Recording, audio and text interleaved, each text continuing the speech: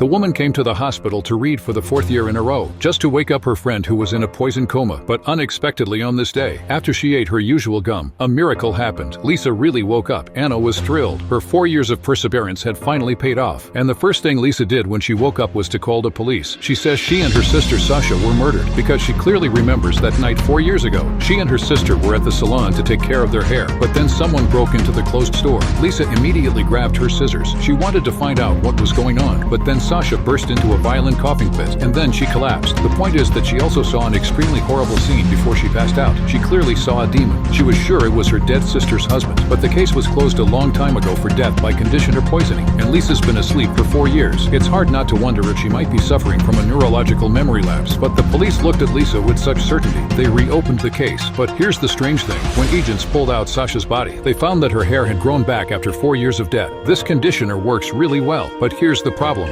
Sasha's body was drained of blood. It's all formalin and other preservatives. There's nothing to go on, so now they have to go back to the scene. But the crime scene held more surprises. The entire salon was not only covered in dust, it's also a large-scale fungus cultivation facility. From the walls to the various equipment is moldy everywhere, and now it's more important to collect the footprints on the floor, because according to Lisa, after the store closed for the day, she cleaned the floor. If she said she saw the murderer, then the footprints here must have appeared after the incident. So each set of footprints will be a solid clue in evidence. Then they collected all the suspicious items in the salon, including this piece of paper that smells of formalin. Then they immediately tested the evidence. But what is puzzling is that, after testing the ingredients of the shampoo and conditioner in the store, there was no formalin, but it didn't match the ingredients on the label. How can this be explained? Agents are having a hard time figuring it out. They then found the first suspect, Sasha's husband, but he said he'd already told them at the time of the incident. He was at the 33rd freeway exit. The police even called him at the time. So if Ken wasn't lying, how could that demon Lisa was talking about at the time be Ken? This is really weird. There's a new clue on this side of the crime scene. Catherine's adorable granddaughter suddenly found a cell phone hidden under a cover.